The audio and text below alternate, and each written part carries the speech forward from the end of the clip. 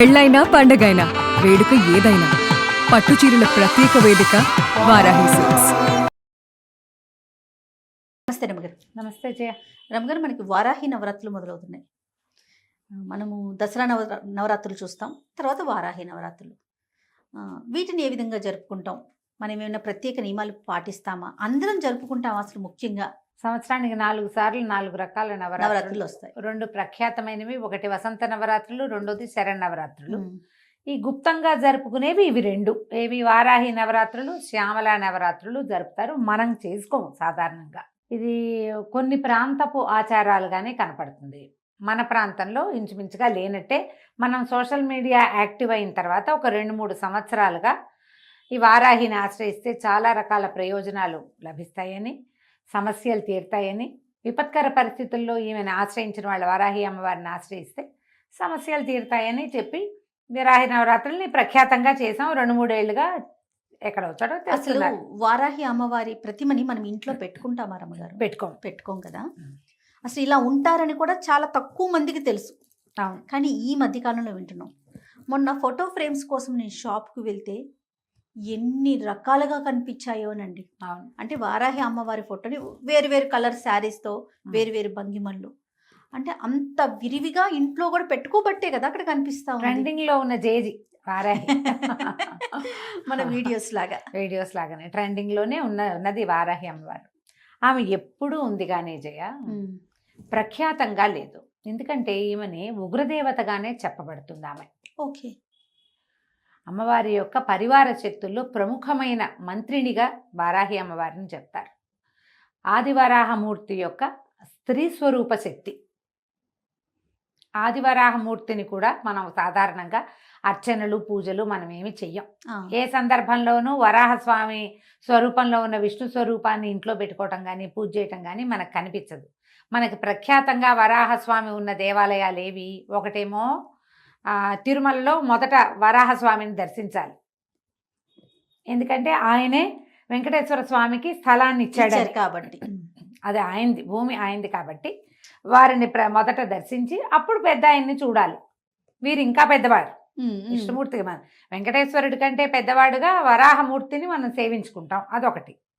రెండో వరాహ స్వరూపం సింహాద్రి అప్పన్న. ఆయన వరాహ నారసింహుడుగా వేర్వేరు స్వరూపాలలో ఉండే నరసింహమూర్తిగా ఆయన కనపడతాడు. వరాహము నరసింహము కలిసి ఉన్న స్వరూపంగా. ఈ 2 తప్ప మనకి ప్రఖ్యాతంగా ఎక్కడా వరాహ స్వరూపంలో స్వామివారు ఉన్నవి లేవు, తక్కువ. తర్వాత కాలంలో వెలిసే 2-3 చోట్ల ప్రఖ్యాతంగా దేవాలయాలు కనపడతాయి. ఒకటి మనకి విజయవాడలో ఉన్నటువంటి విజయకీలాద్రి కొండ మీద ఉన్న దేవాలయాల్లో భూవరాహ స్వామికి ఒక ఆలయం ఉన్నది. కర్ణాటకలో ఉన్నటువంటి కళ్ళహల్లి అనే ప్రాంతంలో భూవరాహ స్వామిది ప్రఖ్యాతమైన, ఆ ప్రాంతంలో బాగా వెళ్తారు. దేవాలయాలు ఉన్నాయి. కానీ మనకి రోజువారీ ఆరాధనలో వరాహస్వామిని ఆరాధించే విధానం మనకి లేదు. ఇప్పుడు వరాహస్వామి యొక్క స్త్రీ స్వరూప శక్తి అయినటువంటి వారాహి దేవత కూడా, వారాహి కూడా ప్రఖ్యాతమైన కొన్ని స్వరూపాలు ఉన్నాయి. ఇవేంటంటే మంత్రాధిష్టాన దేవతగా ఉంటుంది. మంత్రాలతోటి ఆమెను ఆవాహన చేసేదే కనపడుతుంది. కానీ సాధారణంగా సంసారులందరూ మనలాగా ఇళ్లలో ఉండేవాళ్ళు పూజలు చేసుకునేటట్టుగా కనిపించదు. సంవత్సరం అంతా ఆమెను ముట్టుకోం మనం. ఇప్పుడు ఈ అమ్మవారిని ఈ ప్రఖ్యాతంగా ఈ 10 రోజులు మాత్రమే సేవించడం, నవరాత్రులు 9 రాత్రులు సేవించడం మనకి కనిపిస్తుంది. ఈ అమ్మవారిలో కూడా వారాహిలో కిరాత వారాహి అని అలా ప్రత్యేక స్వరూపాలు ఉన్నాయి. మంత్రాధిష్టాన దేవత ఈవిడ.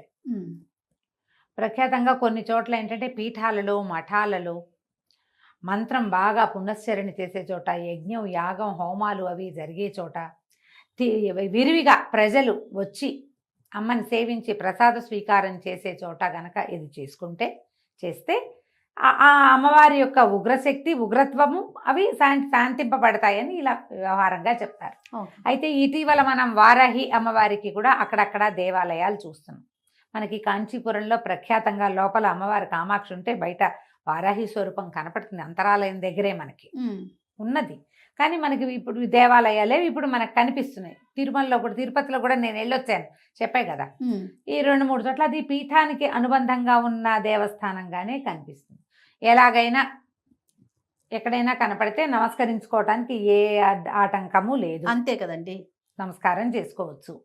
ఒకవేళ ఏ దేవాలయానికైనా వెళ్ళినప్పుడు అక్కడ అర్చనాధికారులు జరుగుతుంటే అర్చనలో పాల్గొనొచ్చు, ఏమీ భయం లేదు, తప్పు లేదు, చెయ్యొచ్చు.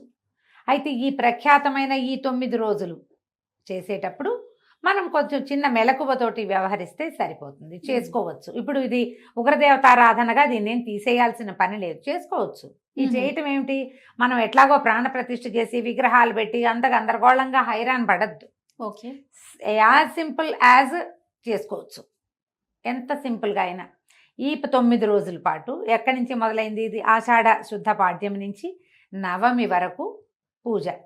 పొద్దునైనా చేసుకోవచ్చు, రాత్రైనా చేసుకోవచ్చు. కాకపోతే ఈ వారాహి యొక్క శక్తి రాత్రి వేళల్లో ఎక్కువ ఉంటుందని, పగలు అమ్మవారు నిద్రిస్తుందని చెప్తారు. మేము తిరుపతిలో వెళ్ళినటువంటి అమ్మవారి దేవాలయంగా లేదది, అదొక పెద్ద మండపం లాగా ఉండి క్లోజ్ చేసి పెట్టారు.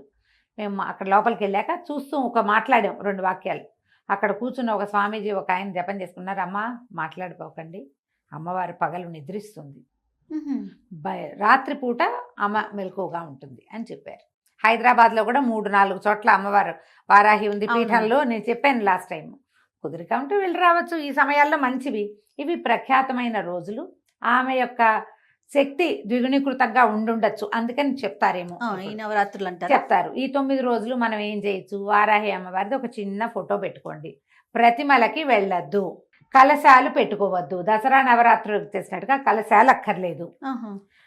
మనం ఇవి పెడతారు కదా, దీపాలు పెడతారు, అఖండాలు అవి పెట్టుకోవాల్సిన అవసరం లేదు.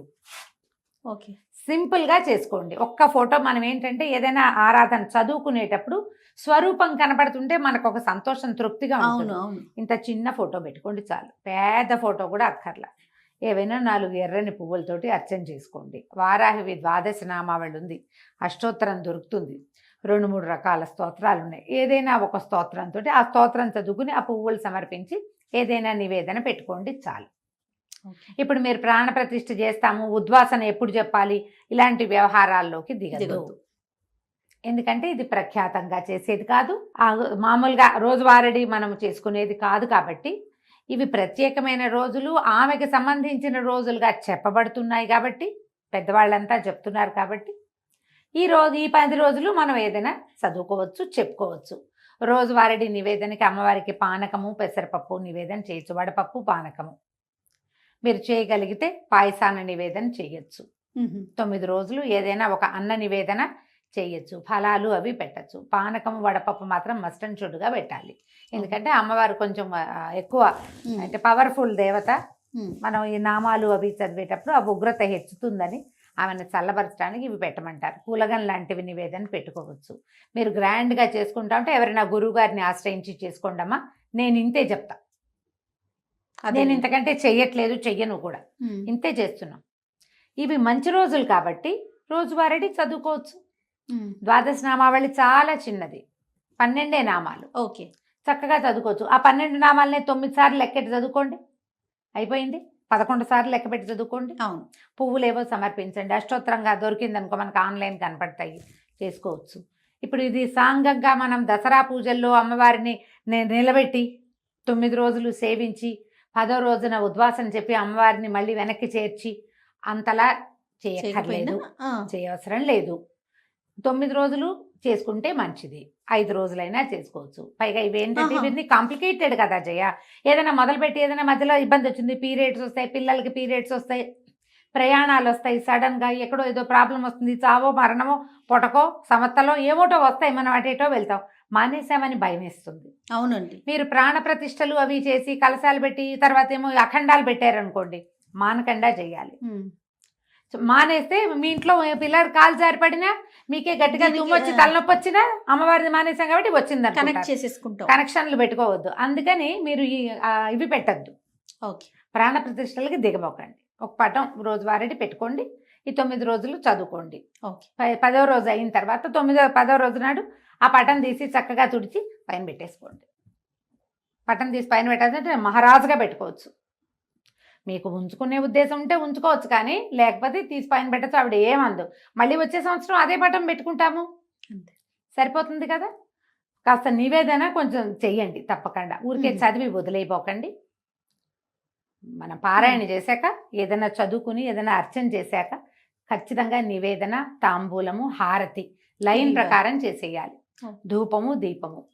మొదట దీపం పెట్టుకుంటాం, ధూపం చూపిస్తాం, ఏదో స్తోత్రం చదువుతాం, 2 పుష్పాలు సమర్పిస్తాం, నైవేద్యం నైవేద్యం చేస్తాం, హారతి, ఓ.